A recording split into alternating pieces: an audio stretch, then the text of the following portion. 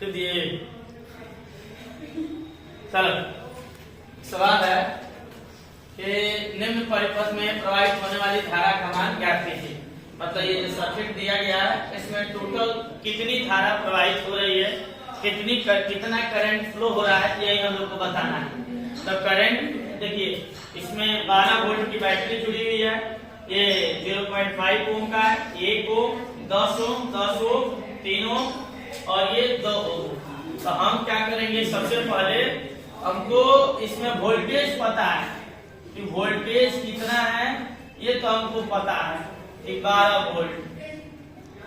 Volt voltage है। अगर हमको टोटल रेजिस्टेंस पता हो जाए, टोटल रेजिस्टेंस हमको पता हो जाए R, हम पता कर लें तो इसके हेल्प से ओम के नियम से होता है I = V/R। ध्यान दीजिए, ओम के नियम से I होता है V/R। तो कुल वोल्टेज हम लोग जानते ही हैं और टोटल रेजिस्टेंस प्रतिरोध निकाल लें तो हम यहाँ रख देंगे, आसानी से बन जाएगा। तो इससे हमको ये शिक्षा लेनी चाहिए कि हमको पहले टोटल प्रतिरोध निकालने की जरूरत है।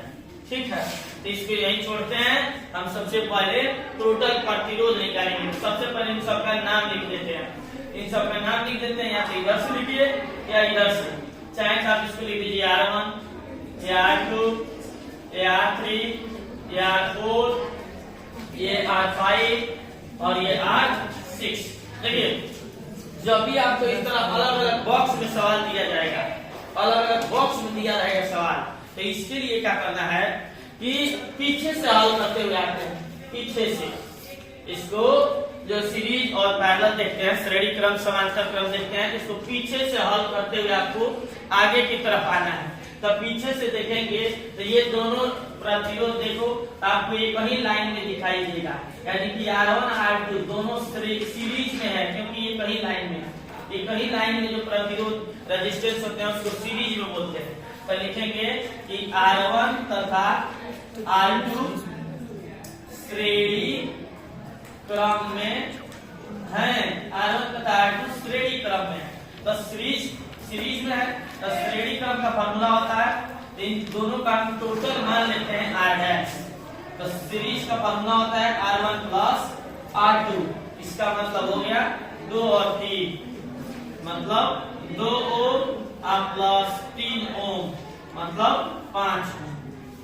इन दोनों को हम जोड़े तो ये आ गया 5 ओम। ठीक है, आप इसके लिए इक्विवेलेंट सर्किट का यूज कर सकते हैं। इन दोनों को जोड़े हैं तो 5 आ गया, इन दोनों को जोड़ा गया तो 5 हो गया। इन दोनों को जोड़ने पर 5 आया है, इसमें एक प्रतिरोध मान सकते हैं, एक रेजिस्टेंस हम इसको मान सकते हैं। तो देखिए इनके बदले में, इसके बदले में हम चाहें तो एक रेजिस्टेंस यहाँ मान सकते हैं 5 ओम।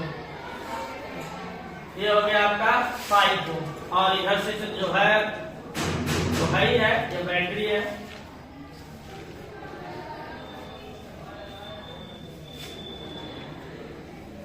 एक यहाँ है 10 ओम, एक यहाँ है 10 ओम और एक ये।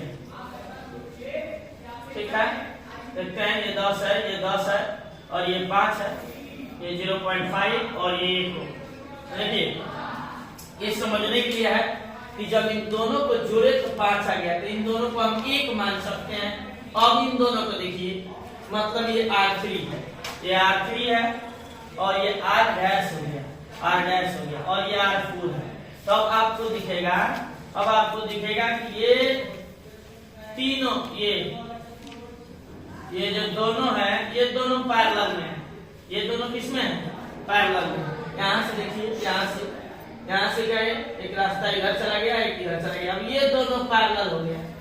ठीक है, तो हम इसके लिए लिख देंगे कि R' तथा R3 दोनों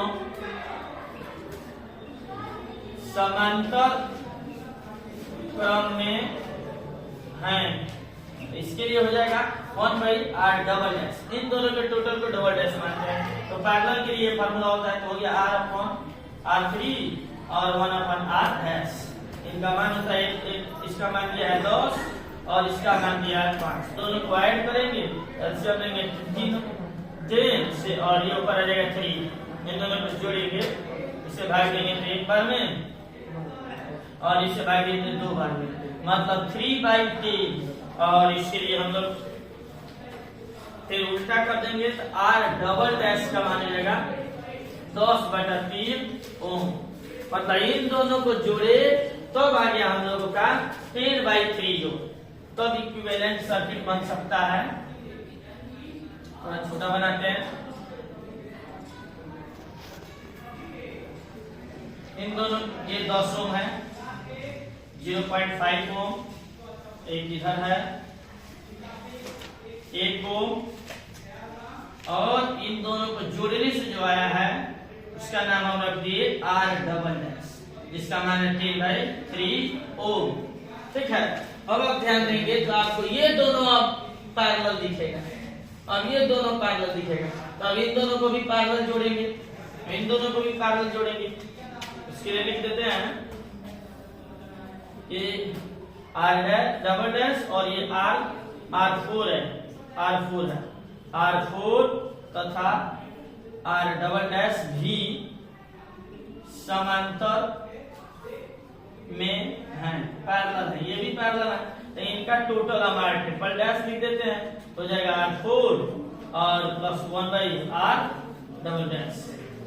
इसका मान भरेंगे ये 10 और इसका मान है 1/10/3, तो 3 ऊपर चला जाएगा, ये हो जाएगा 1/10 और 3/10, मतलब हो गया ये 4/10। तब 2 से काट देते हैं तब 2/5 ओम। इसको उल्टा कर देते हैं तो R ट्रिपल डैश का मान हो गया 5/2 ओम। देखिए इन दोनों का टोटल हो गया 5/2, तो हमको इक्विवेलेंट सर्किट प्राप्त होता है। ये 0.5 ओम है और इन दोनों को जोड़ने से जो रिजल्ट प्राप्त हुआ है वह है 5/2 ओम, और इधर 1 ओम है, इधर आपका 1 ओम। तो ये तो R ट्रिपल डैश है, ये R5 है और ये R6 है, ये R6 है, यहाँ पे बैटरी है। ठीक, अब आप देखेंगे तो ये सभी एक ही लाइन में आ रहे हैं, यानी कि अब ये तीनों सीरीज हुए। अब इन तीनों को सीरीज में जोड़ देंगे, उसको इधर लिख देते हैं, तो लिखेंगे R5